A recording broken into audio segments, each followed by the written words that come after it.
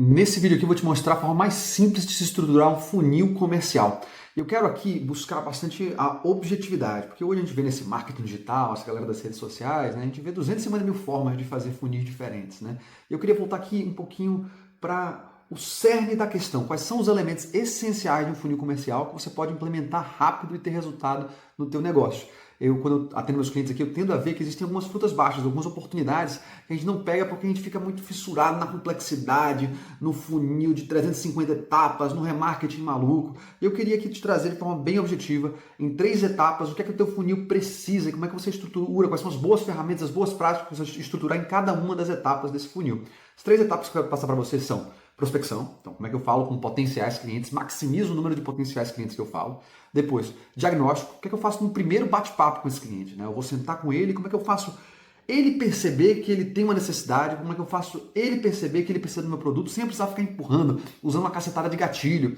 E por último, a gente vai falar de oferta, como é que eu estruturo minha oferta de tal forma, com tal configuração, tal arquitetura, em que o cliente praticamente se sinta burro de dizer não, né? Tipo, pô, óbvio que eu quero essa oferta faz muito sentido para mim. Então, dito isso, sem mais delongas, vamos cair para cima nessa brincadeira aqui e vamos falar sobre esses 3 tópicos. Vamos lá, prospecção. Quando a gente fala de vendas, eu acho que a gente confunde com muita frequência vendas e marketing. Né? Então, marketing é a tua construção de marca, é o teu branding, é a tua autoridade no médio e longo prazo. Vendas é a tua capacidade de fazer a venda aqui e agora, nesse mês de agora. Então, quando a gente vai falar de prospecção, eu acho que às vezes existe um pouco de confusão aí, no sentido de qual é o cerne da prospecção? O cerne da prospecção é você conseguir conversar, contato com pessoas que têm um perfil para precisar do seu produto. No fundo, é isso. Tirando todas as etapas, todos os funis, todos os conteúdos que todo mundo tem que produzir o tempo inteiro, o que você precisa, não obrigatoriamente, é produzir 2 vídeos por dia. Você precisa construir um mecanismo que te conectem com o teu potencial cliente com uma certa frequência, com uma certa recorrência. E pensando nisso, eu quero te trazer aqui um modelo que eu mais gosto de prospecção, que é a matriz de prospecção da Alex Hormozi. Chega aqui comigo. O Alex Hormozi, ele pegou todas as formas de prospectar e montou uma matriz em que você pode classificar essas 4 formas de prospectar. E eu acho muito interessante quando a gente pega essas coisas que às vezes são muito amplas e confusas e coloca em matriz, assim, metodologias, frameworks, tipo de consultoria, que nem esse aqui, que faz a gente ver as coisas com mais clareza. E o que é que ele colocou nessa matriz? Ele botou 2 eixos, né? Um eixo, ele colocou quente e frio. Quer dizer, todas as metodologias de prospecção daqui para cima vão estar quentes, todas que estão daqui para baixo vão estar frias. E ele colocou comunicação privada e comunicação pública. Uma comunicação privada é uma comunicação one-on-one, né? Uma coisa que eu falo com você de forma personalizada. E uma comunicação pública é uma mensagem que eu vou comunicar para várias pessoas ao mesmo tempo. Uma comunicação que é quente, ela vai ser uma comunicação que eu vou falar com alguém que já confia em mim, que já sabe quem eu sou, já está ligado no tipo de coisa que eu resolvo. E uma comunicação fria é uma comunicação que eu vou estar falando com pessoas que não sabem quem eu sou, não conhecem meu produto, não conhecem minha solução, e eu vou ter que gerar confiança neles. Se a gente for preencher essa matriz aqui, olha só como é que vai ficar. Se a gente pega uma comunicação que é privada, e fria, o que é que a gente vai ter aqui? A gente vai ter a bendita da cold call. Cold call, mensagem fria, mensagem no LinkedIn, aquela mensagem individual que você manda, é você comprar um banco de dados e sair mandando mensagem para um bocado de gente. Tudo isso aqui é contato frio, contato individual, 1 a 1 e frio. Se a gente for para o outro lado aqui, do lado direito, né, contato público e frio, né, vou mandar uma mensagem para várias pessoas que eu não conheço, pessoas que não me conhecem. Isso aqui vai ser o quê? Vai ser mídia paga. Aqui, vai morar todos aqueles funis, né? Um funil de sessão estratégica, vai ser o Google Ads, vai ser o Meta Ads, TikTok Ads, vai ser você comprar um outdoor ali, colocar a tua marca lá, tudo isso aqui é mídia paga, né?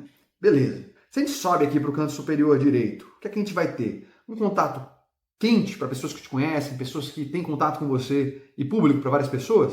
Isso aqui é conteúdo gratuito.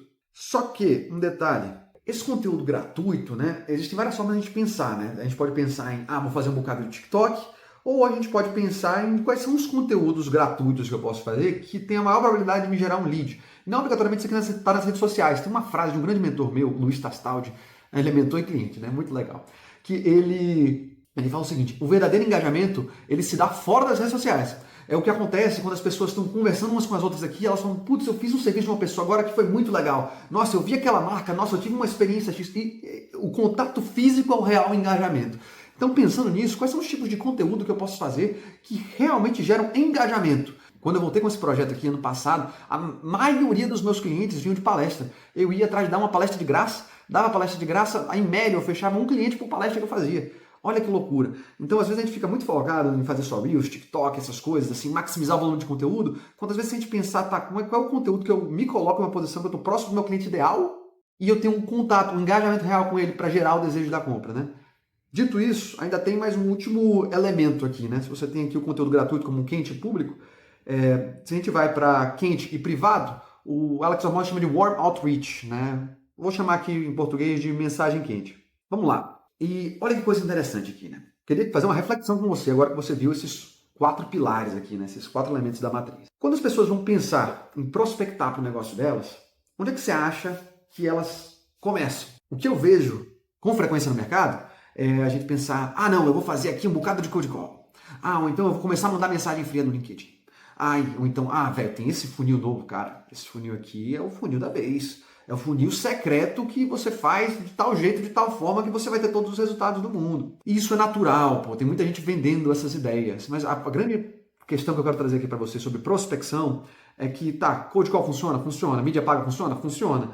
Conteúdo gratuito funciona? Funciona. Mas qual é o conteúdo porque uma coisa que é extremamente importante para o nosso negócio é a gente ter momento, ter tração, né? Ter velocidade ali, né? Desses 4 elementos aqui, qual é o que tem a maior propensão de gerar resultado no curto prazo?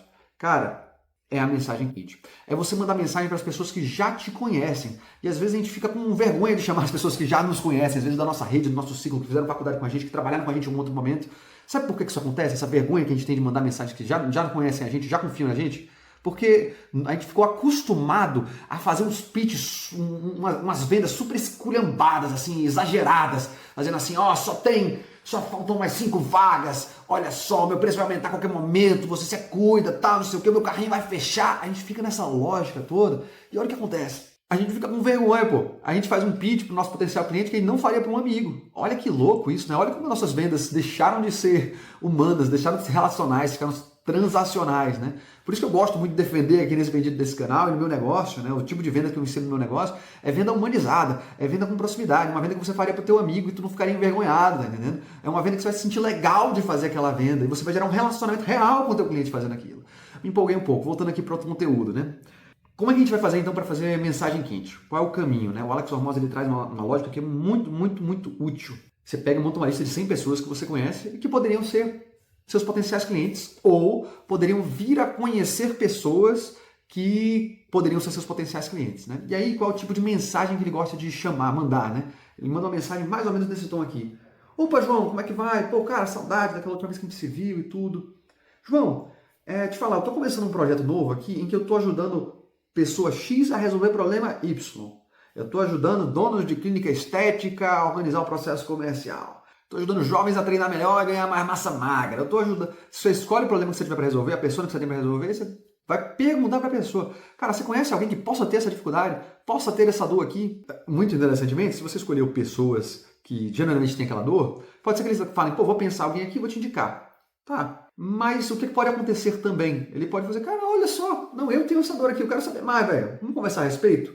Então olha que interessante como tem uma leveza nessa brincadeira. Tem outros caminhos que você pode fazer, né? Você pode pegar a sua base antiga de clientes e chamar eles para trocar uma ideia. Você pode pegar a tua base antiga ou atual de clientes e mandar mensagem para eles chamando para você marcar novos bate-papos. Você pode pegar a sua base antiga ou atual de clientes e pedir indicação para eles.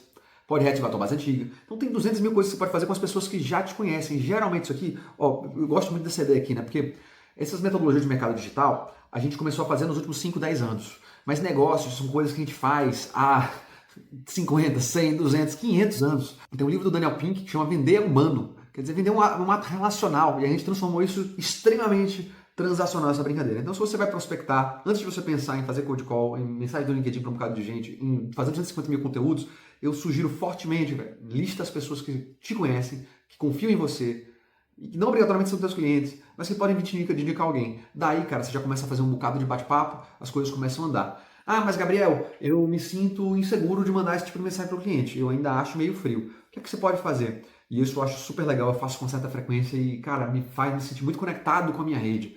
Em vez de você mandar só uma mensagem dessa, pedindo uma indicação, o que você pode fazer? Você pode chamar essa pessoa para um almoço, chamar essa pessoa para um café, chamar para um happy hour, reencontrar com aquela pessoa, se reconecta com aquela pessoa, você conta sobre o seu projeto nesse momento, naturalmente, e com frequência, já fiz isso algumas vezes, chamava uma pessoa que eu não via há 3 anos, chamava para tomar um café, para sentar, para trocar ideias, escutar a vida, contava um pouquinho do que estava fazendo, falava um pouquinho dos resultados que meus clientes estavam tendo, e aí as pessoas faziam, olha só, que legal, eu quero também, deixa eu levantar a mão aqui e quero entrar no teu produto também.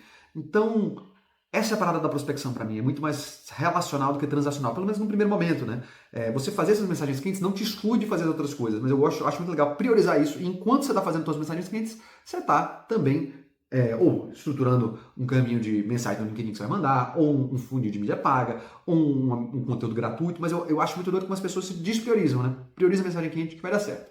Tá, então consegui marcar esses bate-papos, essas conversas com um cunho comercial, né? Com um cunho para eu fazer uma venda aqui do meu produto ou serviço. E aí, qual é o próximo passo, né? Olhando para o nosso funilzinho aqui, né? A gente começa pela prospecção, depois a gente vai fazer um diagnóstico. E aí eu quero passar a ferramenta mestra aqui dos diagnósticos, né? O que é que vai ser o processo diagnóstico? Você vai agir como um médico para você entender as dores reais do teu cliente. E se você entender que ele tem uma dor, então você vai prescrever uma solução para ele, vai prescrever um remédio. Quando eu trabalhava no mercado financeiro, tinha uma metáfora que a gente fazia, que você tinha 2 tipos de vendedor. Você tinha o vendedor médico e o vendedor farmacêutico. O vendedor farmacêutico era aquele cara que o cliente, só quando o cliente chegava para ele, perguntava, dizia assim, eu tô com dor de cabeça, toma aqui um Tilenol. É o vendedor tirador de pedido, né? Pô, esse vendedor, quando o cliente chega para ele resolve o problema do cliente, mas quando as coisas ficam mais complexas, ou quando ele tem que ir atrás de um cliente, como é o caso que a gente está fazendo aqui prospectando, as coisas ficam um pouco diferentes, o nível de complexidade aumenta. Não é só você dizer, toma aqui esse Tilenol, você tem que ter um nível de entendimento maior do cliente. Quando você vai no médico, como é que é? Você chega lá no médico, aí você diz, médico, doutor, tô aqui com dor de cabeça. Aí o médico vai chegar para você e vai dizer, tá, mas me fala um pouquinho da tua rotina. Pô, você está fazendo atividade física? Você está dormindo bem? O que você está comendo? Como é que é o dia a dia do trabalho? Você está sob muito estresse? Entendi. Cara, eu acho que é legal você fazer um exame. Vamos fazer um exame? O cara vai, faz um exame de sangue, faz uma ressonância. Ah, velho, entendi que agora você está com déficit de potássio. Come umas bananas. Lá ele.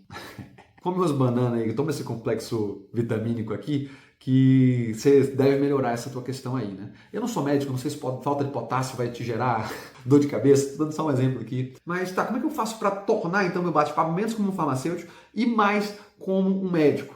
A ferramenta mestra para mim no diagnóstico, ela é simples, ela é lá dos anos 80, mas ela funciona esplendidamente bem. A ideia de você fazer um processo de vendas com um cunho diagnóstico, né, com uma pegada de entender as dores dos clientes, vai fazer com que você precise ter, não um script de vendas super estruturado, mas um repertório de perguntas muito legal e uma ordem nessas perguntas que você vai fazer para o seu cliente. Porque se você quer que o cliente fale tanto quanto você, então você vai precisar fazer boas perguntas. Como é que você vai estruturar essas perguntas, então, para não sair fazendo perguntas de forma aleatória? Bem, eu gosto muito da técnica magna, o spin selling. Como é que o spin selling funciona? São 4 tipos de perguntas e você vai seguir mais ou menos essa ordem aqui até chegar no ponto de gerar necessidade no cliente. O mais legal aqui é que você nunca está empurrando nada para o cliente, você está guiando ele até um local. Para mim, o bom vendedor, ele não é o cara que empurra o cliente, ele é o cara que conduz, que leva até determinado local. Então, dito isso, vamos nessa. Como é que funciona o tal do spin selling? São 4 tipos de perguntas que você vai fazer. Perguntas de situação, perguntas de problema, perguntas de implicação, perguntas de necessidade. Vou dar 2 exemplos para vocês aqui, né? Vamos dizer que eu tenho uma agência de marketing. Quais são as perguntas de situação que eu poderia fazer em um bate-papo com um potencial cliente para entender com mais profundidade o que é que o negócio dele é e futuramente quais problemas ele tem? Então, perguntas que eu gosto. Como é que estão tuas metas hoje? O que é que você faz? Que tipo de cliente você atende? Qual é a história do teu negócio? A história do teu negócio é super legal porque o cara vai começar a falar de um local um pouco mais emocional, né? Geralmente a gente quer que as pessoas acessem um estado um pouco menos racional na hora de fazer a compra, porque a compra é uma decisão emocional no final das contas. A racionalidade ela só justifica, né? Então qual é a história do seu negócio? O que é que você quer para o teu negócio daqui a 5 anos? Onde é que você quer que ele esteja? Mais voltados para o marketing especificamente, supondo esse exemplo de agência de marketing aqui. De onde é que vem teus leads? Como é que tu consegue teus clientes? Você tem uma estratégia de produção de conteúdo? Você faz marketing hoje? Você tem alguém na tua empresa que é responsável por marketing? Você tem uma agência que te atende? Como é que funciona? Perguntas de situação. Percebe que você não está vendendo nada, só está entendendo a situação do cliente. Depois que você fez as perguntas de situação, naturalmente você vai tender a cair para as perguntas de problema. Então, você perguntou quais são as metas que você tem hoje, você pode perguntar qual é o principal problema hoje que te impede de alcançar essas metas. Hoje, o volume de leads que você consegue hoje para o teu negócio, ele satisfaz as tuas metas, as tuas necessidades? Quando alguém olha para a tua marca, o que é que a pessoa sente? Ela sente o que você quer que ela sinta? O que é que você quer que ela sinta? Daí, você vai para as perguntas de implicação, uma vez que você começou a mapear o problema. E o lance aqui não é para ser scriptzinho, né? É para você ter um repertório de perguntas e conforme a conversa vai andando, é uma conversa que parece uma terapia, né? Um bate-papo ali bem de o cliente ficar à vontade, ficar confortável. Conforme o bate-papo vai indo, os problemas vão aparecendo e aí você vai querer fazer uma análise com o cliente das implicações daquele problema. Eu gosto muito dessas metodologias aqui para elas nos guiarem, não obrigatoriamente para ficar travado nelas. Então, vou falar para vocês aqui, sinceramente, da minha opinião, do que eu acho dessa parte específica do spin selling. Não é uma que eu uso com muita frequência, mas ela funciona e você tem que ter um repertório de perguntas para utilizar. Mas como é que funciona a implicação? Você tem dois caminhos que você pode ir para a implicação. O que a implicação vai analisar? O que é que vai acontecer com o teu negócio, ou com você, caso você esteja atendendo alguém PF, se você resolver esse problema? O que de bom acontece se você resolver o problema? E, consequentemente também, o que de ruim acontece se você não resolver o problema? Então, você vai ter esses dois lados, né? O que é que de positivo acontece se você resolver e o que é que de negativo acontece se você não resolver. Quando eu trabalhava lá no mercado financeiro, a gente brincava que era, cara, você vai enfiar a faca no bucho do cliente e vai girar. Eu achei isso um pouquinho pesado, né? Por causa disso, eu gosto muito de ir mais por esse lado aqui, né? Do positivo. Cara, se você resolver esse problema, o que é que vai acontecer com o teu negócio? Como é que tua vida muda? Uma coisa super interessante do spin selling que eu gosto de pensar é a seguinte, cara, no fundo, o empresário, o prestador de serviço, ele é um cara que quer ajudar as pessoas a dormir melhor. No final das contas, esse é o objetivo, cara. A gente quer resolver o problema da galera. E outra pergunta legal de situação, problema ali é, cara, o que é que te tira o sono hoje? Essa é muito legal, porque no fundo, cara, o que tu quer vender pro cara? Tu quer vender o cara tá mais tranquilo, o cara tem uma melhor qualidade de vida. E como é que ele vai fazer isso? Através de resolver o problema que você resolve no negócio dele, ou na vida dele. Beleza. Então, a gente falou de situação, problema, implicação. Daí, a gente vai para necessidade. Quando a gente chega na necessidade, a gente começa a sair desse ambiente mais terapia, mais diagnóstico e começar a ir para um pouquinho mais de apresentação de proposta, de ir para a tua oferta. Né? Você vai fazer perguntas tipo, tá, cliente, entendido que você tem esse problema aqui, hoje é uma prioridade para você resolver esse problema? De 0 a 10, quanto é uma prioridade para você resolver esse problema? Cliente, se eu te apresentasse uma solução aqui, você acha que seria interessante? Você vai quase que pedir permissão para o cara para apresentar uma proposta, você não vai jogar um pitch na cara dele. Então, eu gosto muito desse tom. Lógico que tem várias formas de fazer spin selling, tem formas mais agressivas de fazer, mas eu gosto desse tom, diagnóstico, quase que terapêutico. A ideia é que, independente do cliente comprar uma coisa de você ou não, é você trazer clareza para ele. É você apontar o holofote em um local que de repente ele não sabia que estava doendo. E ele sabe, cara, eu tenho que tratar isso aqui. E aí ele pode escolher tentar tratar sozinho ou tentar tratar com você, que é um especialista no tópico que você diagnosticou. Vamos fazer um outro exemplo aqui, só para aquecer os neurônios. Vamos dizer que você é um personal trainer. Você é um personal trainer e você vende um programa de hipertrofia para ajudar os irmãos, os brother a ficar grandão. Beleza. Que tipo de pergunta de situação você poderia fazer? João, como é que tá a tua rotina hoje? Como é que tá a tua rotina de exercício? O que é que você faz? Você vai na academia longe, vai na academia perto? O que é que você mais gosta da tua rotina? O que é que você menos gosta da tua rotina? Quais são os resultados que você está buscando hoje? Aí você já começa com o problema, né? O que é que está te impedindo de alcançar esses resultados, essas metas? Você está sendo consistente ou não está sendo consistente? O que é que te impede de ser consistente hoje? Pergunta de problema. Aos poucos, no decorrer dessa conversa, você vai querer entender com o cara, genuinamente, o que é que está impedindo ele de alcançar o resultado. Se for consistência, o que é que está impedindo o cara de ser consistente, de fato? Né? De repente, porque a academia que eu tô é muito longe. Ou então, de repente, cara, eu tô treinando aqui sem estrutura nenhuma, eu tô fazendo na minha cabeça, seguindo um vídeo do YouTube e não tô ganhando o máximo que eu queria. Ou então eu tô sem uma dieta, você vai entender o problema do cara. E aí você vai pra aplicação. Cara, se a gente ajustar isso aqui, né, e você conseguir ter uma dieta direitinho, ter um programa de treino que realmente funcione para você, te gere menos atrito na hora de você ir pra academia, você consiga fazer de casa quando você precisar. Cara, isso aqui, como é que tua vida muda? Cara, faria sentido eu te mostrar aqui um programa, aqui, como é que funciona aqui dentro, como é que eu atendo meus clientes? Super tranquilo, super na paz, super na calma, sem loucura, sem rock and roll, sem aquelas coisas, aquelas maluquices. Show! É assim que eu gosto de pensar em diagnóstico. Dito isso, como é que a gente vai estruturar a nossa oferta, o nosso produto, de forma que ele fique realmente assim, irresistível? Seria tipo, cara, eu preciso comprar esse produto aqui, esse negócio é muito bom. Bem, existe uma outra formulinha, eu gosto que tem um framework, eu adoro framework, que você vai poder usar para pensar, tá, será que essa minha oferta tá boa? Será que se eu recebesse essa oferta, alguém me ofertasse isso aqui, será que eu ia querer realmente de fato comprar? E, de novo, vamos apelar para o Alex Hormozzi, que para mim é um cara que tem uma objetividade de pensamento sensacional. Se você não o acompanha, eu recomendo fortemente você acompanhar. Como é que você faz para o cara pagar caro na tua oferta, né? O Alex Hormozzi diz que a tua grande oferta ela tem que ser uma oferta Grand Slam. O que é uma oferta Grand Slam? É uma oferta cara, quer dizer, isso vai te dar fluxo de caixa na tua empresa. Apesar dela ser relativamente cara, ela gera um valor desproporcional para o cliente. O que isso quer dizer? Apesar do cliente estar pagando um valor relevante, ele vai ter muito mais que ele vai ganhar. Então, fica uma grande provocação para a gente, é como é que a gente estrutura o nosso produto e serviço de forma a conseguir gerar essa desproporção, sabe? Você analisar o valor do teu produto e fazer, cara, realmente o cliente está levando muito para casa. Quando a gente fala levando muito para casa, não estou falando só de entregáveis, de coisas que ele leva, de um curso que ele leva, de um e-book, de um não sei o quê. Não, mas de resultado. Já vou explicar para vocês como é que a gente faz para maximizar essa percepção de valor do cliente. Porque a gente sempre tem dois elementos, né? Você tem o que você faz para gerar o valor para o cliente, você tem o valor gerado mesmo. A gente nunca pode precificar o nosso produto em função de quanto trabalho deu para entregar. Porque aí a gente está pensando em vender nossa hora. A gente não quer vender nossa hora, a gente quer alavanca. Então a gente tem que pensar em, tá, qual é o mecanismo que eu vou construir para gerar o máximo valor possível para o meu cliente? Como é que eu faço para medir esse valor que eu gero para o cliente? O Alex Hormozzi tem um frameworkzinho da oferta de valor dele, da oferta Grand Slam, que ele diz que o valor do produto que você vai vender vai depender de 4 elementos. O primeiro elemento é o resultado esperado. Pensa isso aqui, né? Isso aqui é uma equação, né? Então tudo que eu colocar em cima da equação a gente quer maximizar. E tudo que a gente colocar embaixo da equação a gente quer diminuir, né? Então, a primeira coisa que a gente quer maximizar é o resultado esperado que o cliente vai receber. O que eu quero dizer com resultado esperado, né? Vou dar um exemplo da agência de marketing de novo. Eu vejo muita gente de marketing vendendo, cara, vou te ajudar a fazer 3 posts por semana. O que é que o cliente genuinamente quer, do fundo do coração dele? Qual é a dor que ele quer resolver? Ele acorda de manhã pensando assim, cara, eu preciso fazer 3 posts no TikTok. Ou ele acorda pensando, cara, eu quero mais clientes, eu quero que as pessoas vejam minha marca de uma forma diferente, eu quero poder cobrar mais caro.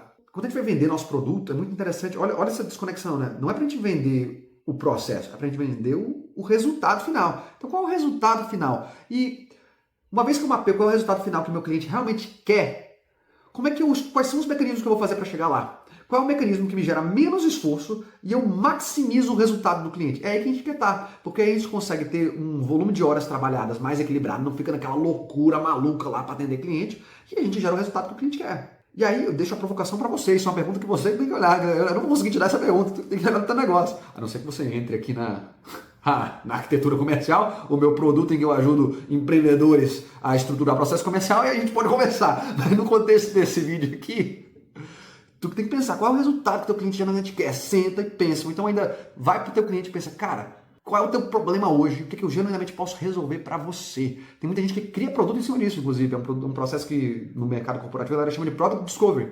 Você senta com o cliente e diz, cara, qual é a tua dor? Qual é a tua dificuldade? E aí, a partir disso, tu constrói um produto para aquilo. Entendeu? No exemplo que a gente deu do personal trainer também. O cara, ninguém gosta de acordar e pagar. Tá, tem gente que gosta. Mas o objetivo de você ir para academia é você de repente estar mais saudável, né? De repente você ter mais disposição, é você ficar bonitão. Esses são os resultados esperados. Então você sempre vai vender para o resultado esperado e não para o processo. Beleza? Então a fórmula de valor vai ser o resultado esperado multiplicado por probabilidade percebida de sucesso. O que isso quer dizer? Cara, eu entendi que você ajuda as pessoas a alcançar esse resultado esperado aqui. Alright, tudo bem. Mas será que isso funciona para mim? Será que eu vou conseguir fazer isso? E qual é a grande manha que você vai fazer para aumentar a tua probabilidade percebida de sucesso, né? A probabilidade percebida de sucesso do teu cliente. Você precisa de case de sucesso documentado. Isso aqui é de uma importância, de uma suma importância, um negócio aqui que eu não consigo nem descrever o tamanho da importância que você precisa de case de sucesso documentado. E o que acontece com muita frequência com o prestador de serviço, com o empreendedor, é que você vai lá, atende o teu cliente, tal, e depois não entende se deu certo, se não deu certo. Só faz o seu bendito do produto, entrega e tchau. Daí não vai estar entregue. Pronto. Quando na realidade, se você pega um papel literalmente de protagonista e quase que dono do negócio junto com o cliente, fazer, cara, você tem que estar quase que indignado, assim, de tipo, o teu produto não gerar resultado. Se você está atendendo o cara está pagando o cara para você, tem que gerar resultado. Então o que é que você vai fazer para gerar resultado? Né? Um exemplo extremamente importante, né, que eu vejo com certa frequência, empresas um pouco maiores, né, quando você vai falar de Customer Success, o Customer Success, ele não é só uma figura que vai chegar lá e ver se o cliente está legal, o cliente está bonitinho, deixa eu pegar teu NPS aqui, não é só isso. O Customer Success, o sucesso do cliente, ele é importantíssimo por 2 razões, porque o Customer Success ele vai mapear história de sucesso, né, documentar a história de sucesso, e 2, ele vai buscar indicações na rede do cliente. Porque o cliente, quando ele está satisfeito, é o melhor momento para tu indicação. A gente volta lá para a prospecção, lá para o contato cliente, né? Todo aquele negócio. Como é que a gente faz para aumentar a probabilidade de perceber de sucesso? Na tua apresentação comercial, você vai ter que ter esses resultados mapeados e tem que contar para o cliente. Normalmente você vai ter documentado pelo menos uma história de case de sucesso para cada perfil de cliente que você vai ter, para cada avatar, ICP, para cada tipo de cliente que você vai ter. O cliente, quando ele escuta que, não, essa pessoa muito parecida comigo aqui conseguiu o resultado esperado, então provavelmente eu vou conseguir também. Então isso aqui é de uma suma importância. Eu gosto muito dessa história, inclusive, que até o Érico Rocha traz isso, né? Essa ideia de, cara, você é um prestador de serviço, né? Esse tipo de negócio aqui de ajudar a pessoa X a resolver tal problema, entrar consultorias, agências, coaches, psicólogos, até arquiteto, engenheiro, até tudo entra nessa onda. É muito sobre colecionar histórias, sabe? É sobre tu sentar e ver, cara, olha que legal como eu mudei a vida desse cliente. Ele tem um elemento aqui quase espiritual no meio dessa maluquice toda aqui, né? Vamos lá, não vou entrar num papo de autoconhecimento, senão a gente vai dispersar demais aqui nesse negócio. Vamos seguir. Resultado esperado vezes probabilidade de sucesso. Isso são as coisas que a gente quer maximizar. Quais são as coisas que a gente quer minimizar daí? Falei parecendo aqui um sulista. Sou nordestino. Que onda essa? É o quê, mano? Tu é doido, né? Falando sozinho demais nesse vídeo. Tem que seguir em frente aqui. Foco no conteúdo, Gabriel. Vamos lá.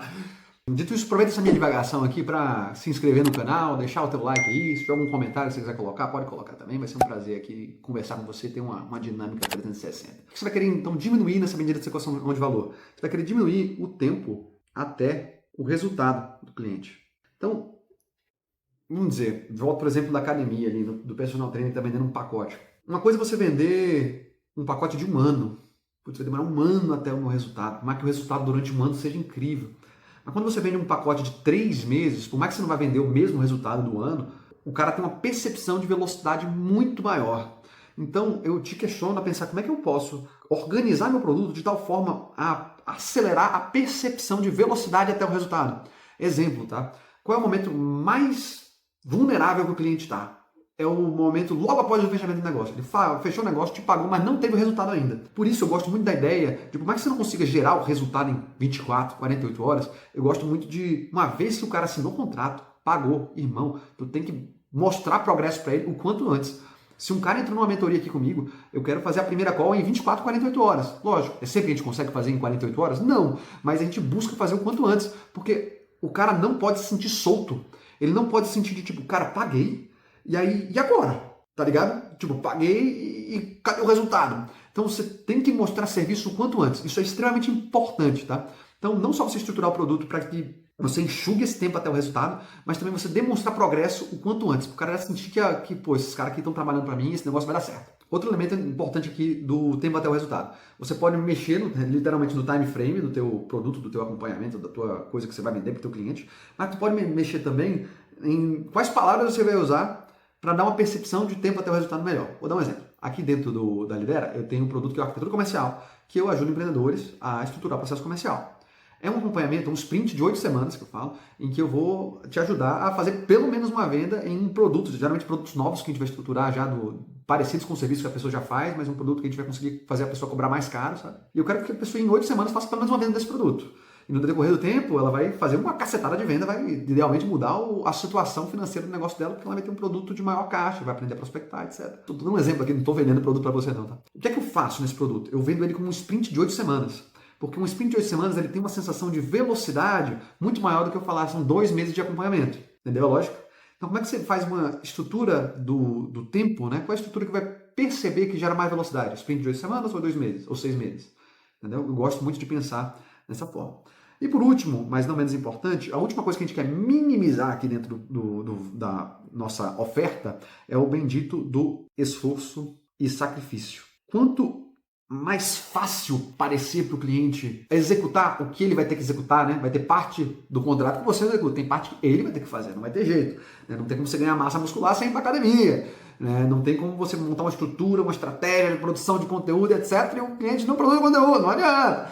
Né? Então, como é que a gente faz para diminuir ao máximo o esforço e sacrifício? Né? Vou dar um exemplo, pô, o lance da academia. Pô, é muito melhor eu fazer um programa que eu tenho em casa ou que eu estou numa academia próxima à minha casa e que eu posso ir andando do que eu ter que pegar 15 minutos para ir, 15 minutos para voltar e ser para um programa em que eu tenho que fazer treinos de 1 hora. Então, como é que eu estruturo meu produto de forma a diminuir o esforço e sacrifício percebido? Tudo que eu faço aqui nos meus produtos aqui dentro da Lidera, eu tento pensar, cara, como é que eu encurto o caminho? Como é que eu encurto o caminho? Como é que eu faço ficar o mais simples possível para o cliente, né? A gente tem uma dicotomia na sociedade que a gente acha que só o nosso esforço é a única coisa que vai fazer a gente alcançar o resultado. Quando na realidade todo o nosso esforço ele passa por alavancas, né? O esforço ele pode ser multiplicado por 1, quer dizer, eu vou fazer esse esforço aqui, ele vai me gerar um resultado, ou eu posso buscar caminhos, mecanismos para alavancar esse esforço. E esse esforço não me gerar 1 de resultado. Se mesmo esforço 1 me gerar 2, 3, 4. Então eu sempre gosto de pensar dessa forma. Quais são as ações essenciais que a gente tem que fazer que vão maximizar o esforço dele. Por isso que eu gosto tanto dessa ideia aqui, ó, mensagem quente, vamos fazer o mais simples possível, primeiro ali e tal. E aí depois a gente vai para maluquice, depois a gente vai aumentando a complexidade, mas primeiro vamos simples. Simples, simples, simples. Turma, é isso aqui que eu tinha aqui para passar para você.